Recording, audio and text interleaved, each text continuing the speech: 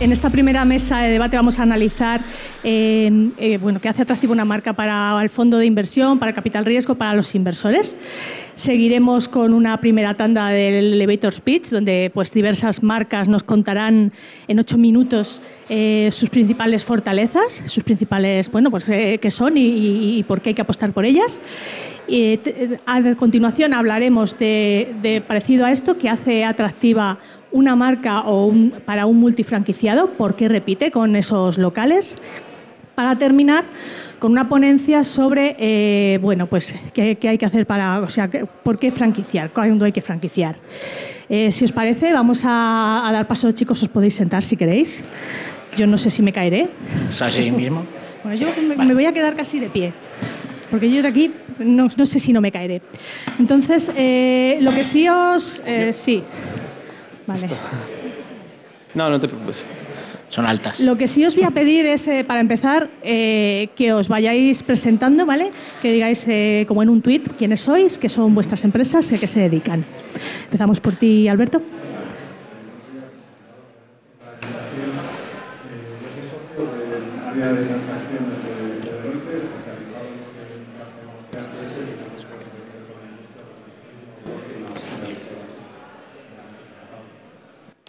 Yo soy Ignacio González, soy el CEO de Grupo Colibrí. Nos dedicamos a gestión de inversión en pequeñas empresas de semilla o algún equity en varios sectores especializados en restauración. Buenos días, yo soy Augusto Méndez de Lugo, soy el director general de Compañía del Trópico, que aglutina varias marcas, entre otras Café y Té y Panaria. Buenos días, yo soy Marc Faiges, soy director en ABAC Capital. Somos una gestora de capital riesgo, gestionamos unos 600 millones que invertimos en empresas de tamaño medio en España y Portugal. Y una de nuestras empresas participadas es Avanza Food. Como sabéis, es una empresa multifranquicia donde las marcas principales que tenemos son Carl's Jr. y Tony Romas. Pues si os parece, para empezar entrando en materia, os quiero preguntar, en vuestra opinión, ¿vale?, de cada uno de vosotros, que son perspectivas distintas, ¿qué factores, qué hace atractiva una marca para los inversores, para el capital privado? Si quieres, empezamos por ti, Alberto, y seguimos el mismo orden. Yo creo que aplica es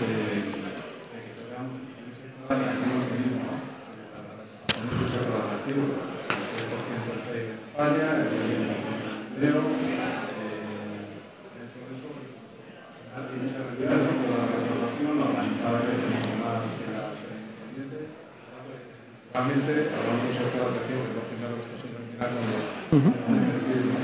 y dentro de eso, y que hay muchas cosas que quedaría con una lugar de educación que creo que es el ejemplo, ¿no?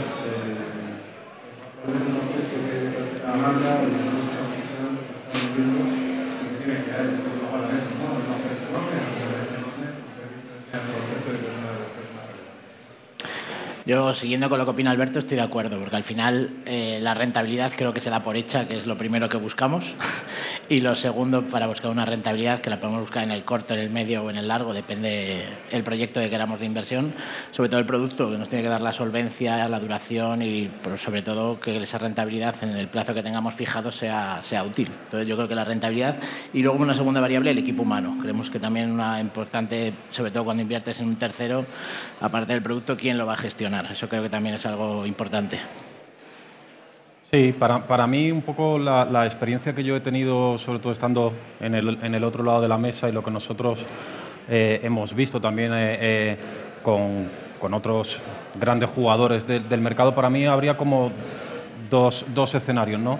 Aquellos que en un momento determinado aportan una innovación extra a lo que aportaban los demás, ¿no? Y se han vivido casos de éxito, pues como pudo ser en su momento Goico, pues con una elaboración excepcional de las redes sociales, algo que a lo mejor el resto no hacíamos, ¿no? Vicio, que nació en una dark kitchen y hizo el modelo justamente al revés de lo que se hacía en la restauración tradicional, o si nos remontamos hace 45 años, cuando entraron las marcas de fast food, food a dar su servicio de cola en vasos de plástico y no sirviendo vino, ¿no? Entonces, yo creo que esa es una innovación determinada en un momento concreto, y luego otra, el poder de alguna manera demostrar un recorrido durante cierto periodo de tiempo de tal manera que al inversor le genere cierta confianza de dónde va a invertir su dinero, ¿no? Sí, bueno, un poco lo han comentado todo, ¿no? Pero al final, desde un punto de vista más financiero, nosotros lo que buscamos es, como decía Alberto, un concepto, y un concepto para nosotros que es un modelo de restaurante, en este caso, que tenga una rentabilidad suficiente como para pagar esa inversión que has hecho inicialmente. Esto también es muy importante, no solo mirar la rentabilidad, sino también que esta rentabilidad sea capaz de amortizar en poco tiempo la inversión que haces inicialmente. Esto para nosotros es un buen concepto, y a partir de ahí, un poco lo que decía Augusto, ¿no? Que pueda ser escalable, que tengas una muestra suficiente donde veas que ha tenido recorrido este concepto, y que te quede espacio suficiente como para poder seguir replicándolo con el mismo éxito. En este punto, una pregunta que me surge a mí. Hablamos de rentabilidad, hablamos de escalabilidad, ¿el tamaño importa? ¿Tiene que tener cierto número de locales? ¿Tiene que ser un tamaño necesariamente grande o no? Empezamos por ti, si quieres, por cambiar y un poco relacionado con lo que decía, ¿no? El tamaño importa sí y no. Es decir, yo creo que tienes que tener un tamaño mínimo como para tener una muestra crítica de decir, oye, esto funciona, ¿vale? Y pues con un restaurante esto no te sirve porque pues quizás has tenido suerte o es un concepto que en un sitio muy peculiar funciona, y justamente lo que necesitas es que haya una muestra mínima para probar que es un concepto que puedes después escalar. Pero tampoco te quieres ir a un número demasiado grande de restaurantes en el que ya no te quede espacio para poder seguir creciendo. Entonces, tienes que estar, si tengo que poner un número, pues yo te diría que algo atractivo puede ser cuando empiezas a estar en torno a los 8 o 10 puntos de venta, empieza a ser una muestra atractiva. No sé si estás de acuerdo, Augusto. Sí, yo creo que depende un poco del inversor, ¿no? En sí, o sea, creo que si miro a mi izquierda o a la derecha, creo que son dos perfiles muy diferentes y creo que también muy válidos, ¿no? Entonces, probablemente, no sé, Nacho vaya más en la función de acompañar desde los inicios e intentar aportar valor a un concepto que ha visto algo distinto y que lo puede ayudar a crecer, y a lo mejor ahí a él el tamaño no le importa tanto. Exacto. Pero sin embargo Marc lo que tiene que probar de cara a sus inversores y a sus inversionistas es que la compañía o el concepto tiene un track record determinado como para poder seguir apostando por ellas, ¿no? Entonces yo creo que depende un poco del inversor y en un momento determinado también del riesgo que se quiera asumir, ¿no? Eso es, yo creo que ahí el factor riesgo influye. Sí, claro. Nosotros a lo mejor pues somos diferentes tamaños. La inversión nuestra es mucho más pequeña que la que hace un grupo como el de Marc, y claro, evidentemente el riesgo que puedes asumir y las responsabilidades que asumes son diferentes. Entonces a lo mejor prefieres ir a un producto más consolidado y con un track record más reconocido, pero también a lo mejor es verdad que las rentabilidades luego en volumen sí son más grandes en cifra, pero no en ratio. Entonces a veces asumimos un riesgo invirtiendo en marcas un poquito más pequeñas. No sé, Alberto, tu punto de vista. También el crecimiento, ¿no? El tamaño que quieres empieza, las cosas diferentes, el tamaño que hay que quitar, el tamaño que hay que quitar, por ejemplo, hemos visto de marcas con planes de crecimiento muy agresivos, eso es negativo. La que los enfocaba, que ya no han crecimiento firmado, que había un montón de cosas, para lo cual el tamaño que nos va a aportar, evidentemente, el crecimiento y Una pregunta para Augusto. Desde el punto de vista de la marca, de la cadena, de la enseña de restauración, ¿cómo se prepara una marca o qué necesidades operativas tiene que tener o qué hay que hacer para dejar entrar capital privado en la enseña? ¿Cómo se prepara la marca para esto? Bueno, yo un poco lo que nosotros hicimos es, en primer lugar, tener un plan de negocio y tener un equipo que esté dispuesto a llevarlo a cabo, ¿no? Siempre recuerdo que cuando nosotros fundamos Foodbox hace ya varios años y hicimos un roadshow a determinados inversores, nosotros íbamos presentando el plan, pero en teoría no lo íbamos a ejecutar nosotros, ¿no? Y me acuerdo que llegamos a la parte final con 2 inversores y nos dijeron, perfecto, nos creemos lo que contáis, pero lo hacéis vosotros, ¿no? Entonces, creo que Ignacio lo ha comentado antes, ¿no? La importancia del equipo gestor, yo creo que es muy importante, tener un plan de negocio y luego hacerle ver al inversor que hay una capacidad de crecimiento. Y esa capacidad de crecimiento fundamentalmente va sobre la escalabilidad y la replicabilidad de los conceptos, a ser posible de la manera más sencilla que se pueda, ¿no? Es yo creo que MasterChef está muy bien, pero para verlo en el otro lado de la tele, ¿no? Para los que estamos trabajando ahí, pues al final depender tantísimo de un genio cocinero a la hora de escalar tu concepto, pues es francamente complicado. Para Marc y para Ignacio, aparte de todo, factores externos como la volatilidad de los mercados, como los riesgos, ¿cómo influyen a la hora de realizar o no ciertas operaciones? No sé si quieres empezar tú, Ignacio. Pues yo creo que un poco enlazando con lo que decía Alberto, no es lo mismo el sector al que nos vayamos a dirigir dentro de la restauración organizada, un fine dining, un casual, que un fast food. Es verdad que la volatilidad cada vez la estudiamos más porque la estabilidad en el mercado creo que es algo muy importante, sobre todo cuando es una inversión a X años o con un desarrollo de crecimiento de marca. Eso lo hemos visto pues, en algunas áreas, como por ejemplo las hamburguesas han crecido porque se veía que tiene un desarrollo muy grande por delante. Otros sectores, como las bolitas de té japonesas, no acaban de arrancar porque es un sector que tiene mucho imagen, pero no acaba de enganchar en el mercado. Entonces, yo creo que la volatilidad y la estabilidad, tanto de producto como de sector, son importantes para, sobre todo, a la hora de tomar una decisión que te va a vincular a la marca durante muchos años.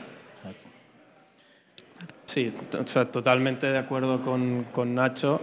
Lo que pasa es que muchas veces las predicciones de mercado, pues no tienes la bolita de cristal para saber qué es lo que va a pasar, ¿no? Entonces, un poco lo que nosotros intentamos hacer es, a nivel interno, reducir todos los máximos riesgos posibles, que esto hace que la volatilidad de la inversión pues también se reduzca, ¿no? Más allá de que después en el mercado puedas tener otros temas.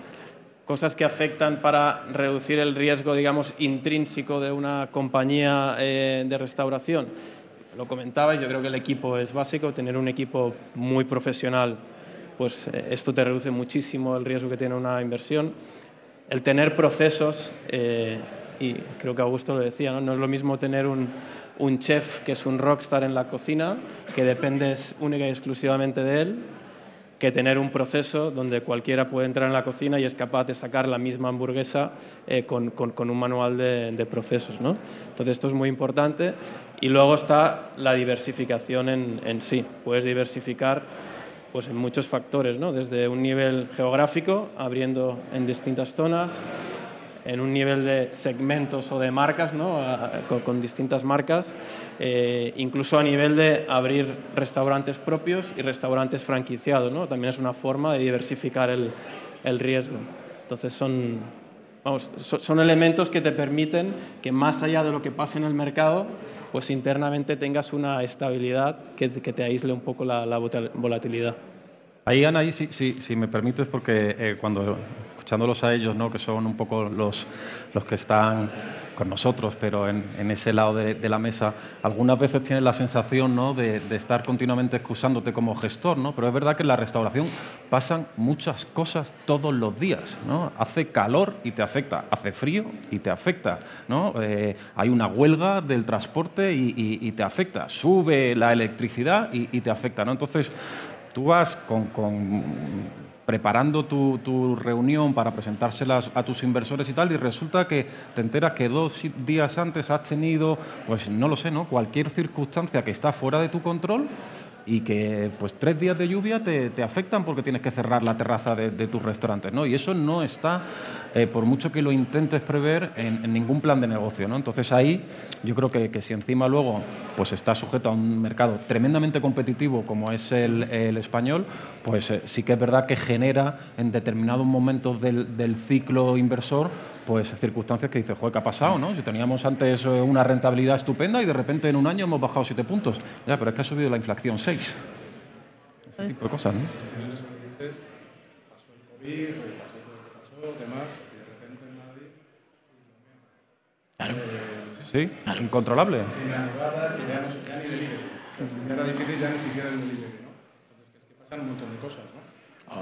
O un año de sequía y se te disparan los costes de producción de arroz o de si eres una arrocería o productos que sean tan referenciables que sí, que lo intentamos eliminar, pero al final también dependemos de muchísimos factores externos que se nos escapan.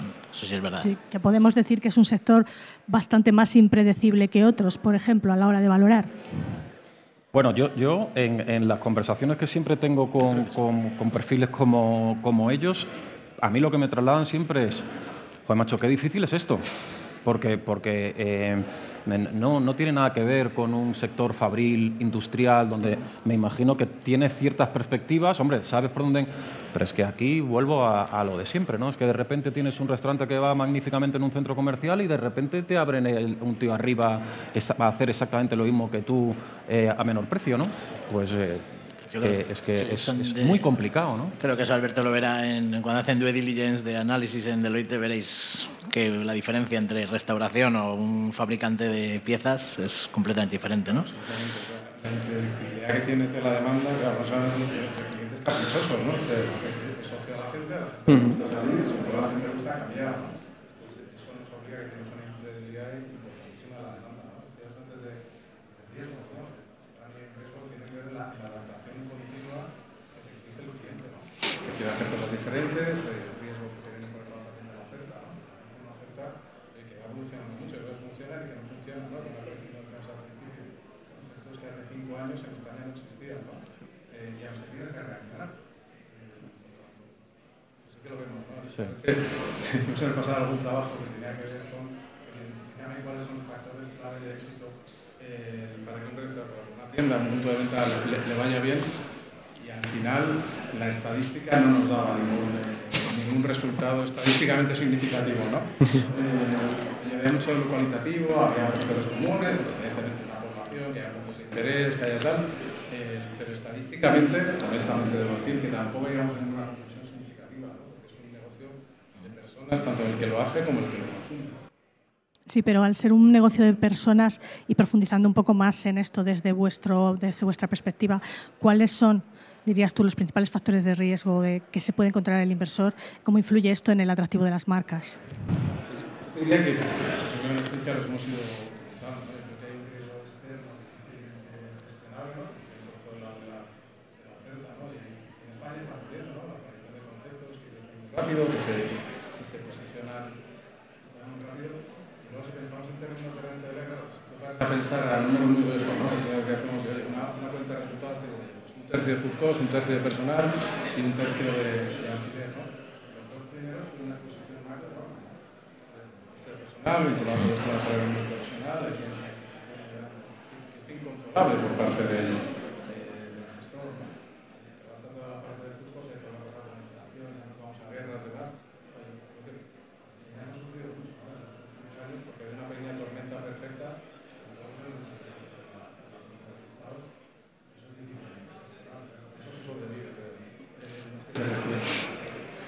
Oye, un factor que no hemos analizado, que hemos hablado de ciertas cosas, pero es, por ejemplo, algo de lo que ahora se habla mucho, que es tema de digitalización. ¿Cómo influye la digitalización de las marcas o que una empresa esté más o menos digitalizada a la hora de influir en estas operaciones? No sé cómo veis este tema. Empezamos por allí. Sí, vamos, el tema de la digitalización para nosotros es súper importante en todos los sectores y yo creo que la restauración pues, es uno de ellos, ¿no? Yo creo que el COVID o la pandemia, si algo tuvo de bueno, es que aceleró ciertos cambios, sobre todo a nivel de digitalización y lo ves en muchos ámbitos de la compañía, ¿no? Desde hacer que los procesos sean menos manuales y más digitales, incluso en el mundo de la captación de los franquiciados, ¿no? Pues cada vez más recibes interés y leads a través de plataformas y online, ¿no? Entonces, y ya por no hablar del delivery, que es lo que obviamente es muy importante en el sector, ¿no? Entonces, yo creo que si quieres estar, tienes que ser digital. Hoy en día ya no es opcional, yo creo que es obligatorio para todo el mundo. Yo creo que nosotros lo dividimos siempre en tres, que es comunicación, gestión y back office. Realmente a nosotros nos interesa el back office. Yo creo que a vosotros os interesará la gestión y luego la comunicación nos interesa a los dos. Uno para aumentar el volumen de ventas en el punto de venta y a otro porque nos interesa captar franquiciados y darle volumen a la marca. Entonces, yo creo que esas tres patas son las tres que intentamos cada vez aumentar en digitalización, porque entre otras formas es la única forma de hacerla crecer rápido, porque si no, las inversiones en hacerlas crecer en orgánico serían muchísimo más lentas y muchísimo menos rentables. Entonces, esas tres creo que son claves para cualquier marca. Augusto, no sé, ¿cómo lo veis este turno? Bueno, yo al hilo que dicen ellos, yo creo que hay que estar ahí. Muchas veces confundimos digitalización, ¿no?, con redes sociales y demás, que por supuesto, pero yo creo que detrás de todo eso hay mucho más, ¿no? La gestión de la información para la toma de decisiones, la flexibilización de procesos dentro de una plataforma multimarca de restauración, como puede ser Avanza o como puede ser Compañía del Trópico. Es decir, yo creo que la digitalización va más allá de eso, ¿no? Y luego, una de las cosas que yo sí que veo que ha cambiado mucho un poco en la manera de llegar al consumidor es que hoy en día esto ya no va como antes, ¿no? Que va mucho que iba del boca a boca, ¿no?, de entrevistas, tal. Hoy en día, si tú haces una inversión fuerte en digital para dar a conocer tu concepto, prácticamente te puedes asegurar que la gente va a ir una vez. Ya que repitan, eso ya es cosa tuya de hacer las cosas bien, ¿no? Pero haciendo apuestas por el modelo digital, de dar a conocer tu concepto en redes sociales o en esas plataformas digitales, no te voy a decir que te lo asegura, pero te facilita mucho que la gente vaya por primera vez a tus restaurantes. Si no, sería imposible entender la cantidad de restaurantes que se abren en Madrid en un mes, ¿no? Sería imposible, no tendríamos capacidad para llegar a ellos y, sin embargo, la tenemos porque recibimos la información, en la mayoría de los casos, de manera digital. No sé, Alberto, tienes...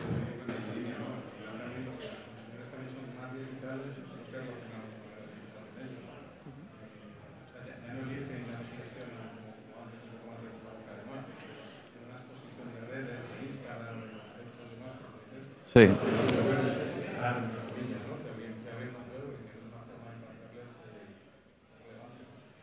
Por la otra parte, lo tiene que ver con el back office, que es un elemento de que tenemos más información para tomar mejores decisiones que se tanto que también a los resultados. Todo el tema de vincular cuándo se me llena el punto de venta, cuándo no, mañana, tardes, fines de semana, organizar turnos en base a eso, es lo que La inteligencia artificial nos está dando herramientas que coge las ventas de años anteriores, coge el clima, coge el coste de producto y al final sabes cómo mantener stocks, cómo mantener compras, almacenes, todo. Y eso es que es imprescindible tanto para el punto de venta como para una gestión como organizada y rentable. ¿Va a ser un factor que marque futuras operaciones, la inteligencia artificial? Para nosotros sí. Para nosotros el ser un modelo adaptable a integraciones con inteligencia artificial sí es importante. Yo creo que es que al final todo vamos a acabar integrándolo en nuestra vida diaria. Entonces, un modelo de negocio que no sea adaptable a poder integrar procesos con inteligencia artificial se van a quedar atrás, seguramente. Sí, la inteligencia artificial al final es una herramienta. Entonces, yo creo que en cualquier negocio, incluida la restauración, pues si quieres estar al futuro, pues tienes que saber integrarla en tu modelo de negocio y que de alguna forma te sea útil, ¿no? Con lo cual, sí. Sí. A veces que alguien nos ha dicho, oye, a ver si nos hacéis un modelo que nos permita planificar la demanda, con eso planificar turnos, con eso planificar compras, con eso planificar entregas, con eso eliminar mermas, con eso tal, no sé, 100.000 millones de veces, ¿no? Y al final eso funciona la inteligencia artificial nos puede ayudar, ¿no? Exacto. Oye, un factor que no hemos tocado es el tema de la sostenibilidad, del RSC. ¿Esto cómo influye también? ¿Esto influye en algunas operaciones o no tiene nada que ver?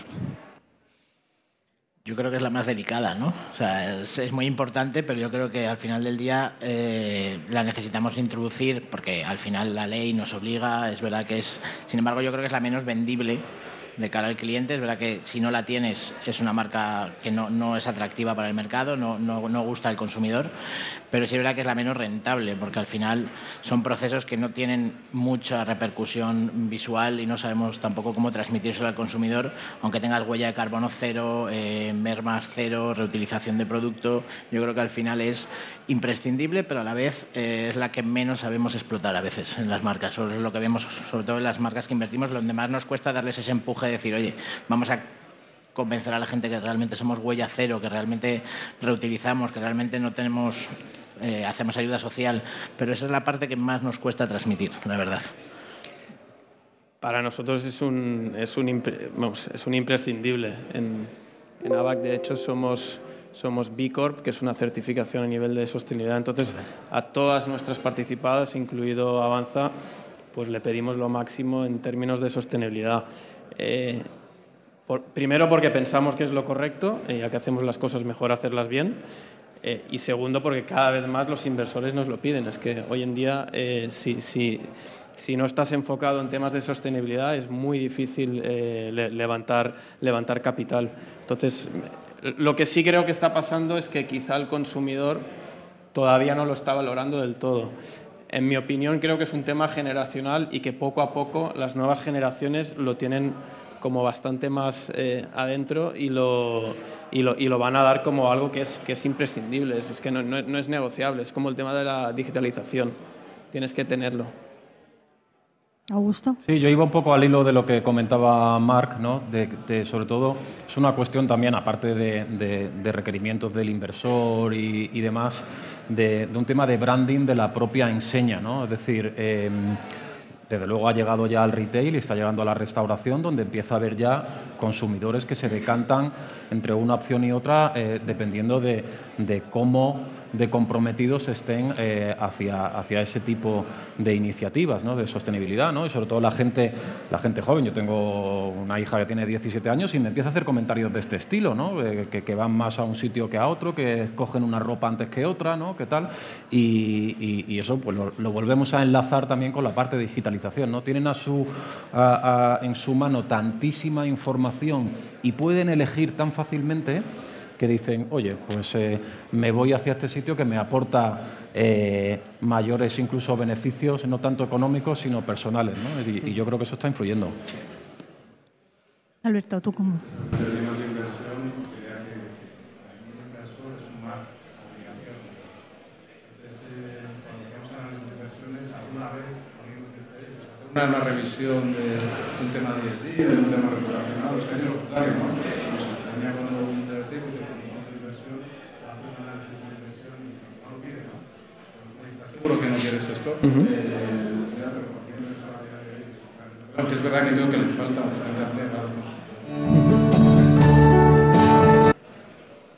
Hablábamos al principio que en temas de restauración, de hostelería, han pasado muchas cosas en los últimos años. Bueno, pues hemos tenido una pandemia, hemos tenido un Filomena, hemos tenido.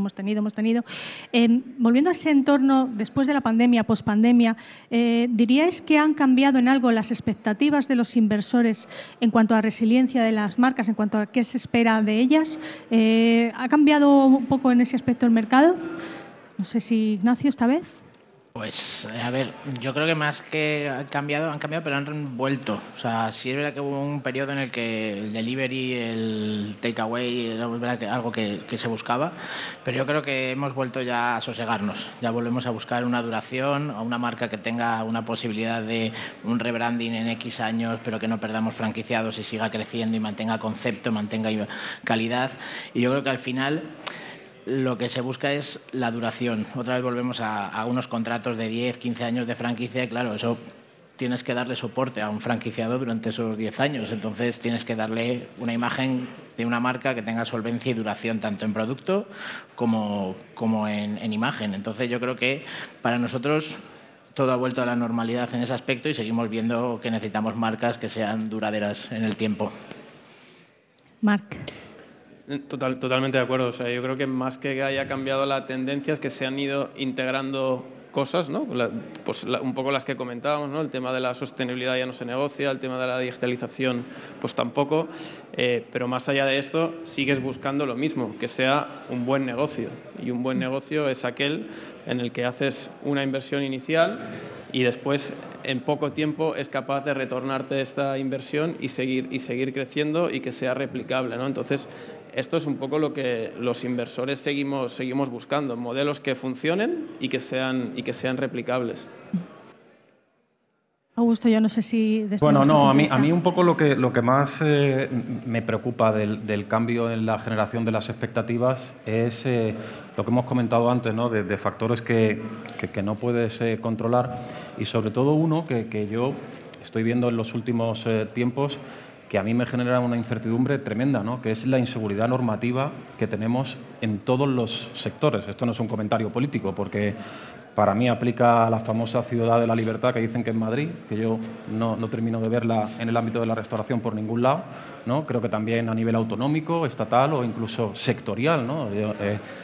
Por ejemplo, veíamos, a nosotros nos pasa, ¿no? Establecemos nuestros presupuestos en el mes de noviembre, diciembre de un año, y resulta que en marzo del año siguiente cambian los convenios colectivos y te afecta directamente a toda la cuenta de resultados, ¿no? Y tienes que pagar atrasos que no contabas, tienes que disponer de caja que no tenías, ¿no? Entonces, si a eso le añades que un responsable de una concejalía, de un barrio, te puede de un día para otro, no sé, quitar la terraza, restringirte el horario, pedirte que tienes que tener un vestuario de determinadas dimensiones que antes no tenías, ese tipo de cosas yo creo que generan una incertidumbre y una posibilidad de cambio de expectativas tan brutales para un inversor que están acostumbrados al riesgo, como son estos señores de aquí, pero que en definitiva, joder, también buscan, ¿no?, poder en cierta medida intentar asegurar algo, ¿no? Y al final te das cuenta que con el equipo, con marcas fuertes,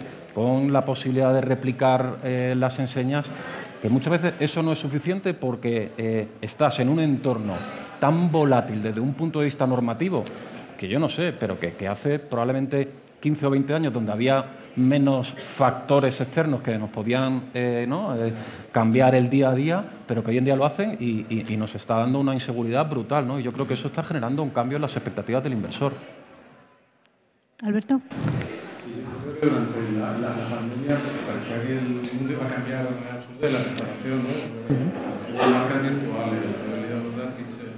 Luego que si volvemos al trabajo, que la gente va a teletrabajar, ya no es que va a salir, que se va a hacer muy rápido, entonces tendencias del consumidor sería algo al respecto, ¿no?